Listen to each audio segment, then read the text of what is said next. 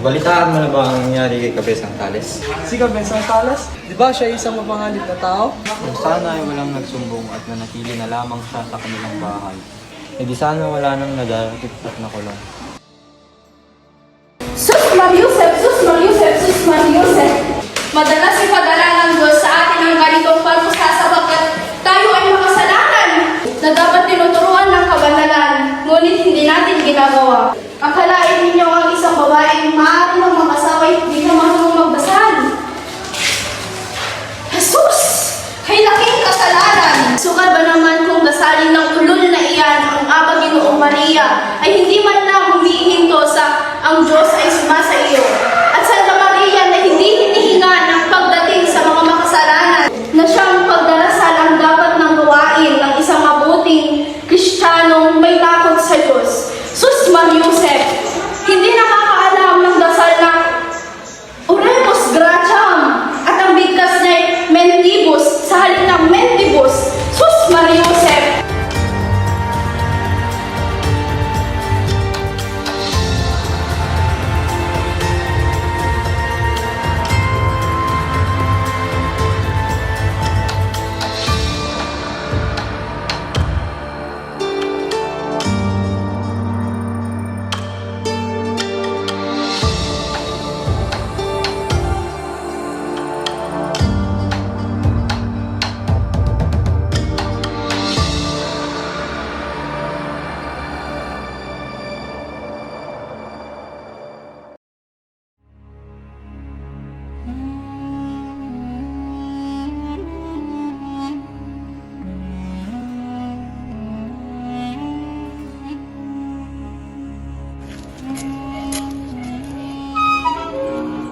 Ama, nakalaya na ako!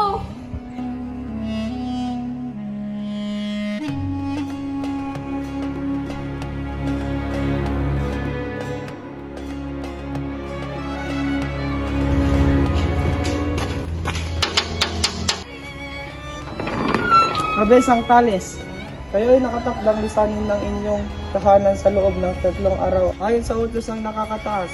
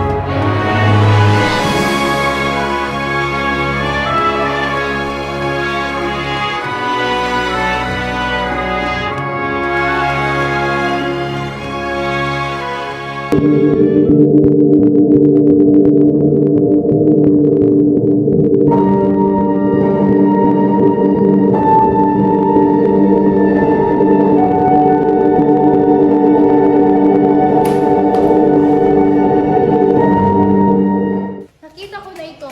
Pagpasok sa simbahan at nakitang marumi ng bahagya ang mga agwa bendita. Hindi mag-aatanda. Salita ng salita tungkol sa mga munting hayop at mga may sakit. Aba, pinaparusahan ng Diyos. Mabuti nga sa Kanya para ba namang maaaring makalat ng mga sakit ang mga agwa bendita. Ang kabaliktaran niya ay nangyayari. Aba,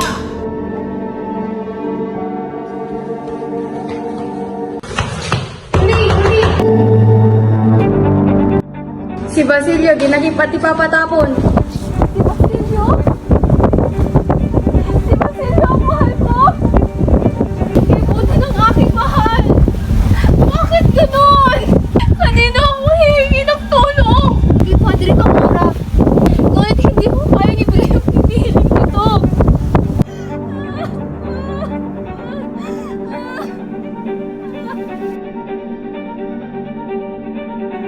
Padre Camora. Opo.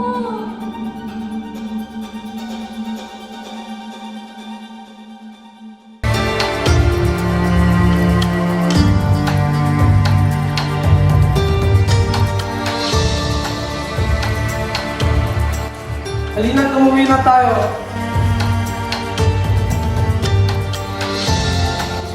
Sa wakas, makakapagbakasyon na rin ako.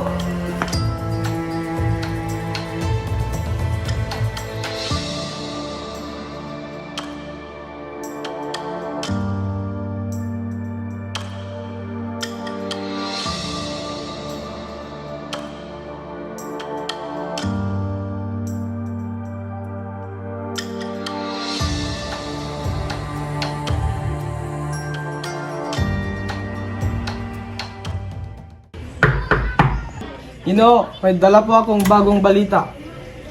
Ano yun, Sino? Balita po galing sa Tiani. Tungkol saan? Tungkol po sa mga mahal ninyo. Sino? Si Nahuli at Tandang Selo. Anong nangyari? Si Tandang Selo po ay nawawala. Ano? Anong nangyari? Kailan pa? Si Huli. Si Huli po... Ano? Si Huli po ay patay na. Ano? Bakit? Paano? Ang mahal ko.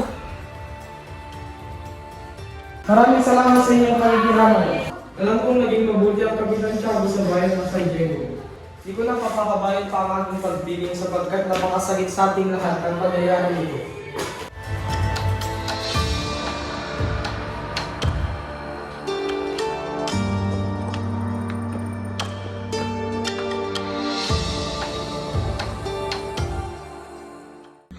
May mga tao talagang sinaswerte. Hindi namin maaaring ipagpatuloy ang pag-iibigan namin ni Isagani. Mas prioridad niya ang pagsilbi sa kanyang bayan at ang kanyang pag-aaral. Ako ay nakukonsensya, ngunit hindi na ako makapaghintay. Hindi na ako makapaghintay na pakasalan niya. At isa pa, nang sabihin ng ama na tayo'y magpapakasal, ay hindi ko na napigilan ang lukso ng pag-ibig na ito. Paulita, masaya ako nang sinabi ng aking ama na magpapakasal tayo. At di hamak na mas mayaman ako kaysa kay Isagani. Lahat ng iyong hiling ay kaya kong ibigay. Mahal ko.